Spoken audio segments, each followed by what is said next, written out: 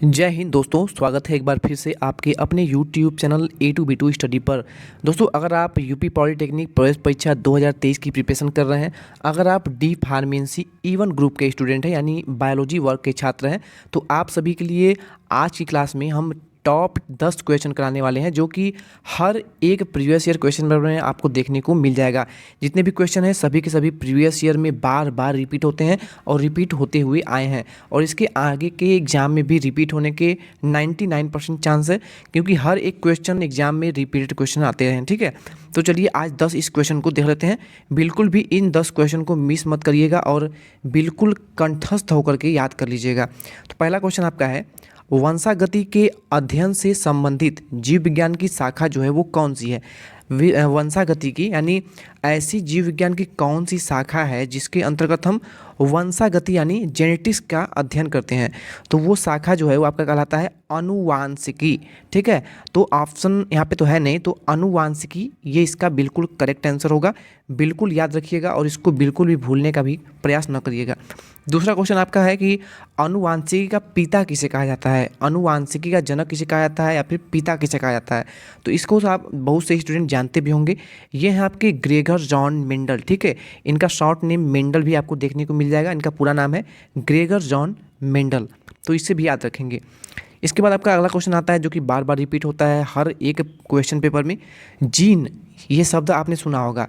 इस शब्द का प्रतिपादन किसने किया था। तो जीन शब्द जो है इसका प्रतिपादन यानी इस शब्द का पहली बार प्रयोग जो किया था वो किया था जोहानसन नाम के वैज्ञानिक ने। तो ये जोहानसन इनका नाम याद रखिएगा। और चलते हैं अगले क्वेश्चन पर। अगला क्वेश्चन आपका ये रहा कि वंशागत की इकाई क्या है। वंशागत यानी आपका जो जेनेटिक्स है वो आपके पिता से आपके अंदर आया, उनके पिता से आपके पिता में आया। तो ये जो इकाई है वंशागत की ना, इसकी मूल इकाई जो होती है वो होती है जीन। यानी जीन के माध्यम से ही जो है वंशागत में परिवर्तन होता है। ठीक है, तो ये आप समझ गए होंगे। इसी प्रकार आपका अगला प्रश्न है, मेंडल जो थे, ग्रेगर जॉन मेंडल, इनका नाम आपने सुना है। तो इन्होंने जो प्रयोग किया था पौधे पर संकरण यानी हाइब्रिडाइजेशन का जो प्रयोग करा था, वो कौन सा इन्होंने पौधा या फिर पेड़ चुना था। तो उन्होंने किया था गार्डन पी। ठीक है, मी यानी यहाँ पे मटर, आप जानते होंगे मटर। ठीक है, तो इसी मटर के पौधे पर ही इन्होंने प्रयोग किया था। क्यों किया था इसके बारे में हमने अपने पिछली क्लास में आपको बहुत ही डिटेल में बता रखा है। अगला क्वेश्चन आता है आपका है कि बारबेरा मैक्लिनटॉक किस पौधे पर कार्य के लिए प्रसिद्ध है। बारबेरा मैक्लिनटॉक जो है ये किस पौधे पर कार्य के लिए प्रसिद्ध है। तो ये भी काफ़ी इंपॉर्टेंट क्वेश्चन है। इसका बिल्कुल करेक्ट आंसर होगा मक्का। ठीक है, बारबेरा मैक्लिनटॉक जो है ये मक्के के पौधे पर कार्य के लिए प्रसिद्ध है। तो ऑप्शन नंबर यहाँ पे जो मक्का है ये बिल्कुल करेक्ट होगा। बारबेरा मैक्लिनटॉक जो है ये वैज्ञानिक का नाम है। इन्होंने मक्के पर जो है प्रयोग किया था, इसलिए ये प्रसिद्ध होते हैं। ठीक है, हाँ। तो इसी प्रकार आपका अगला प्रश्न आता है कि जो आपके ग्रेगर जॉन मेंडल थे वो किसका प्रतिपादन किए थे, किसका प्रयोग किए थे कि वो फेमस थे यानी प्रसिद्ध थे।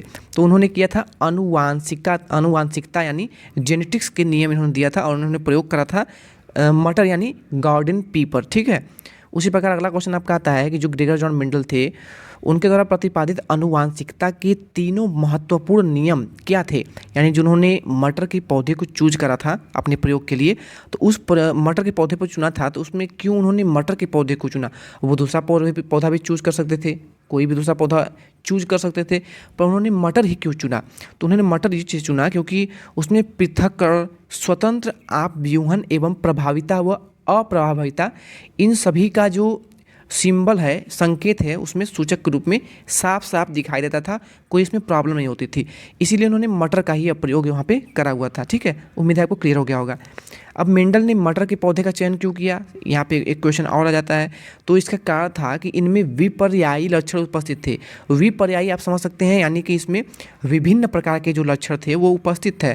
इसीलिए ग्रेगर जॉन मेंडल ने मटर के पौधे का ही प्रयोग करना सुनिश्चित करा था। ठीक है, हाँ। तो अगला क्वेश्चन आपका आता है कि ग्रेगर जॉन मेंडल के नियमों का एक अपवाद कौन सा है। यानी ग्रेगर जॉन मेंडल ने जो अपना प्रयोग करा था मटर के पौधे पर, तो उसमें एक अपवाद है। यानी अपवाद वही होता है जो कि क्लियरफाई नहीं होता है। ठीक है, वो उनके नियम के आधार पे ठीक से नहीं बसता है, बैठता नहीं है, ठीक है। यानी उनका नियम उन्होंने जो दिया था उस नियम को ये फॉलो नहीं करता है, तो वो नियम है आपका सहलग्नता। मेंडल के नियमों का ये पालन नहीं करता है, ये एक अपवाद है।